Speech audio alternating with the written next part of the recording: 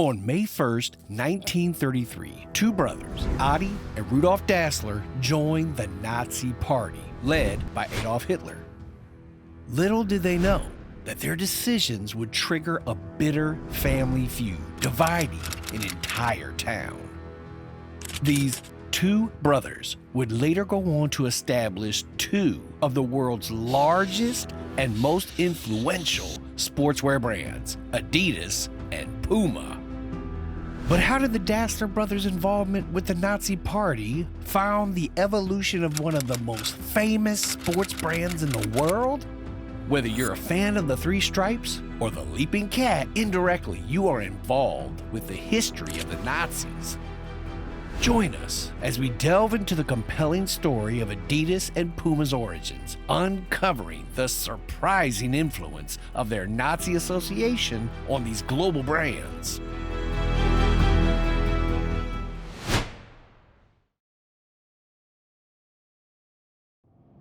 After returning from World War I, German shoemaker Adolf Adi Dassler started making shoes in his mother's laundry room in Herzogenaurach. Herzogenaurach, a town with a population of just over 20,000, nestled near Nuremberg in the Bavarian state. Adi did not stand alone. Alongside his brother Rudolf, they formalized their enterprise by founding the Gebrüder Dassler Schuhfabrik in 1924. This nascent business was committed to creating athletic footwear, with a particular emphasis on sport shoes. The Gebrüder Dassler Schuhfabrik is currently known as Adidas and Puma, some of the largest sportswear companies in the world. But what ultimately led to the separation of this company into two distinct brands is a story that may surprise you. However, to fully understand the reasons behind this intriguing split, we must first journey back to the very beginning.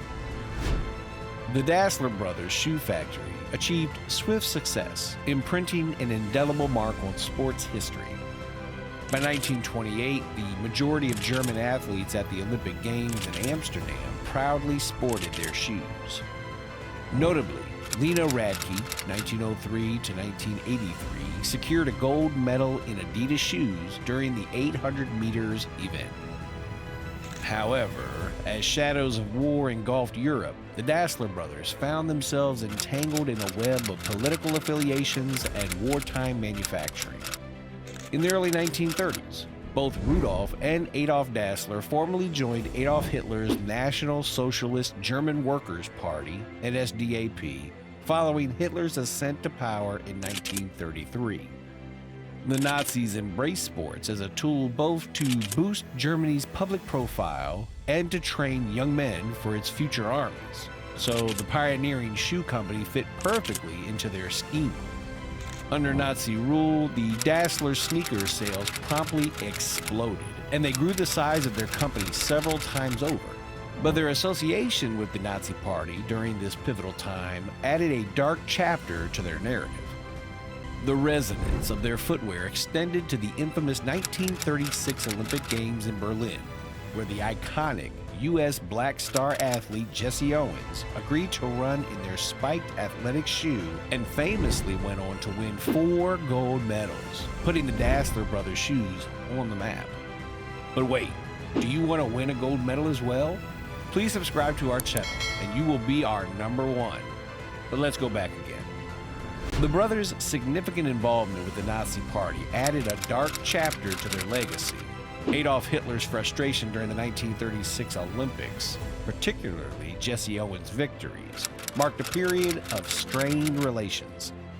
Hitler, adhering to a predetermined stance, refrained from extending a handshake to Owens. The Dasslers' connection with the Nazi regime raised questions about the ethical dimensions of their success. Reflecting on the incident, Owens remarked, "I wasn't invited to shake hands with Hitler, but I wasn't invited to the White House to shake hands with the president either."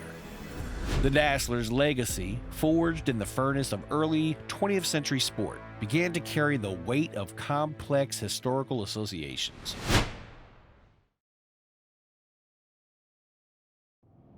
However, it was during the tumultuous years of the Second World War that their familial ties became strained. By 1944, Dassler's once thriving shoe factory had transformed into a cog in the German war machine, repurposed by the German Wehrmacht for the production of anti-tank weapons, specifically the feared Panzerschrecks, a rocket launcher capable of blowing Allied tanks into fragments.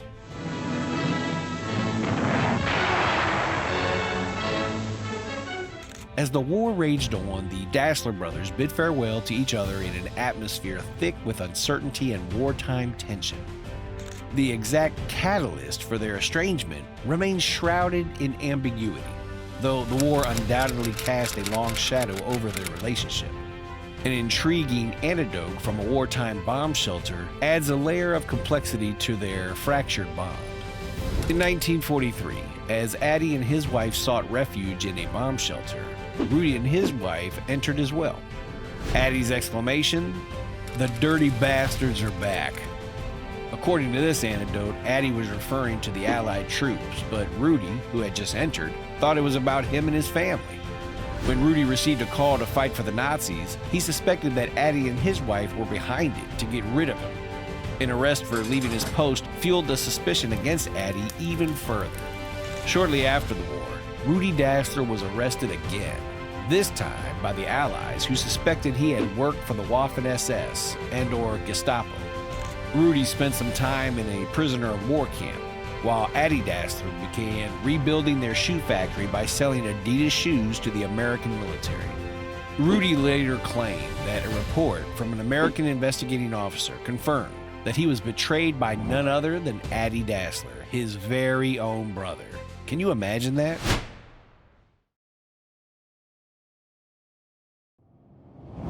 The pivotal break occurred in 1948. The brothers shut down the Gebruder Dassler Fabrik.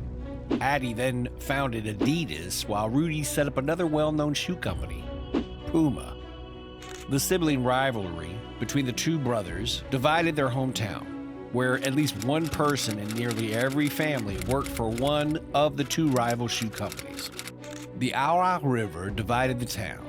Adidas occupied the area north of the river, while Puma established its business to the south of the river.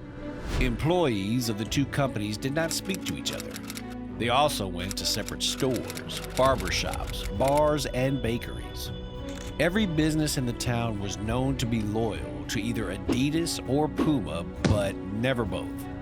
The town of Herzogenaurach even earned the nickname the town of bent necks, because of its residents' habit of looking at each other's shoes to figure out whether or not they wanted to talk to a person. The latter half of the 1950s witnessed Adidas experiencing a meteoric rise.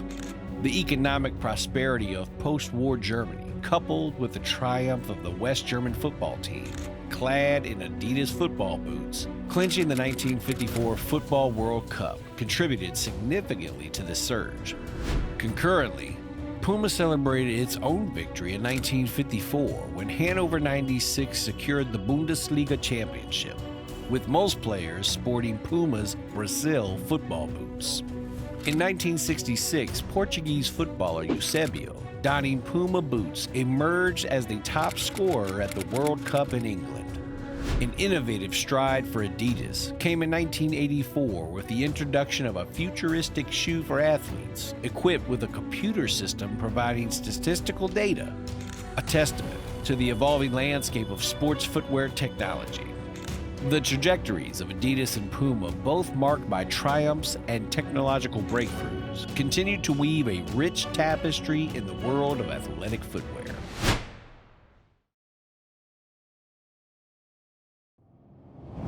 The lasting feud between the Dassler brothers persisted, remaining unresolved throughout their lifetimes.